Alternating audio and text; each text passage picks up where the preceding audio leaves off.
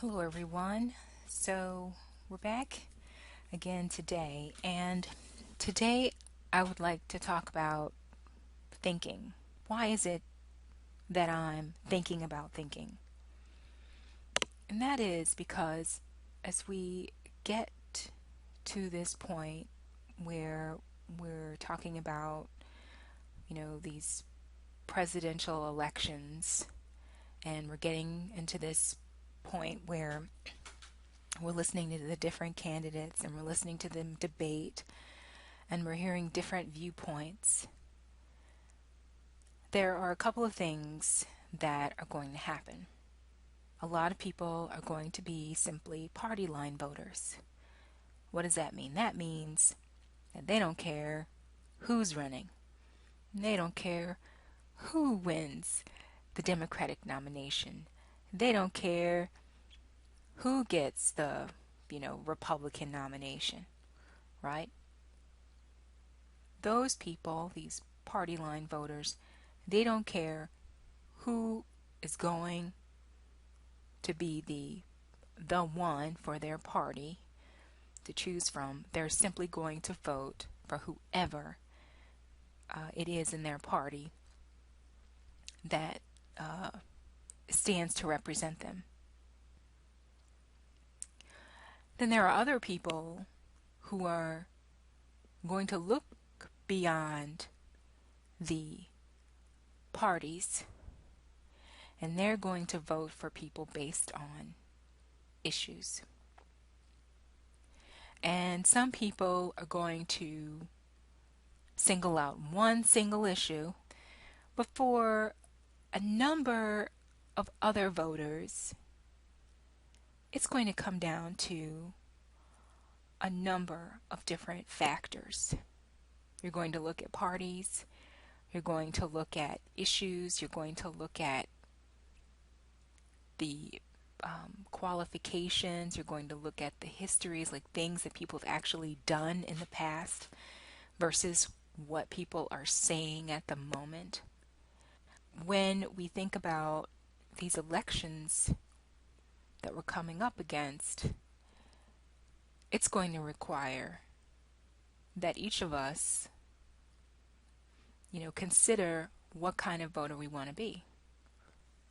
So, that brings me to the topic for today, which is thinking for yourself, right? So, here is an article that I just happened to find randomly online from Psychology Today. So, this is from the online Psychology Today. And the article author is Dr. Elliot D. Cohen. And the title of his article is Think for Yourself.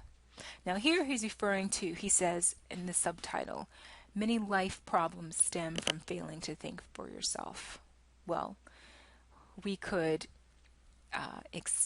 we could take some liberties with his phrasing of many life problems and equate that to many problems that you might see in your own government, or many problems that you see in your own country may stem from failing to think for yourself. I am taking a bit of a stretch with what with what Dr. Cohen is writing about, but I'm hoping that all of you kind of, get where I'm coming from here. So anyway, in thinking for yourself, Dr. Cohen writes the following. He says, blind conformity is the root of much anguish and regret in this world. Many wars have been fought because citizens have placed their blind trust in national leaders. Slavery, Nazism, racism, sexism, religious extremism, cultism, organized crime, and other forms of violent or oppressive social institutions have thrived on blind conformity. Abusive and dysfunctional relationships stem from the same insidious root. So, What is he saying here? He is saying essentially that when the people, and I don't, it could be you, it's me, it's everyone, when the people decide that they're not going to take the time to think for themselves, they run the risk of putting their blind trust in their in a specific leader or group of leaders or group of people. And in doing so, it makes them susceptible to some of these isms and violent or oppressive social institutions that Dr. Cohen mentions in this paragraph. So when we're thinking about these candidates, we want to avoid for ourselves, just blindly following a candidate simply because, maybe they're saying something today that we like, and maybe tomorrow they're saying something else. You want to think about what is it that they're saying that's really true. And then when we get further down to the end of the article, Dr. Cohen continues, and he says that this blog is devoted to talking about how you can think critically about life issues. And remember, in this case, we're talking about, politics and voting. The first principle of critical thinking is to believe things only on evidence. In his classic essay, W.K. Clifford remarked, "It is wrong in all cases to believe on insufficient evidence, and where it is presumption to doubt and to investigate, there it is worse than presumption to believe." In other words, question, question, question, and question. I think there may have been more than one question there, but question before believing. A successful life requires you to be a detective. This doesn't mean that you should go to the extreme and believe nothing. This extreme can leave you in the same boat, not taking constructive actions to move your life forward. As Aristotle admonished, don't go to extremes. You're likely to act wrongly. So essentially, if we're not going to, go to these extremes and not believe anything that anyone says to us, what we want to do at the very least is to think critically about what people are saying to us and make informed decisions on our own about whether we want to believe or support something that someone is saying. So, as I have made it clear in the past couple of videos that I've put forward, I really think that Marianne Williamson is a very smart, very intelligent woman, and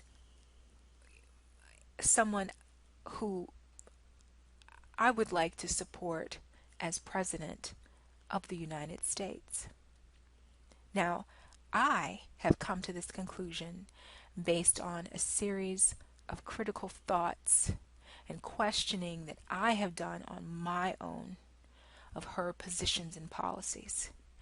So, regardless of which way you come down on the issue, I hope that your conclusion is based on your thinking for yourself.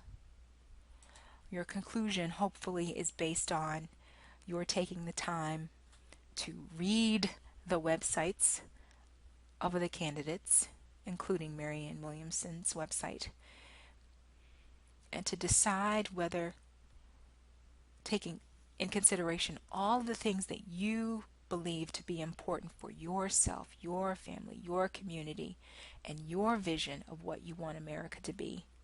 Whether you've looked at all of those things and decided that supporting Marianne is something that you want to do. So hopefully the evidence will lead you to that conclusion.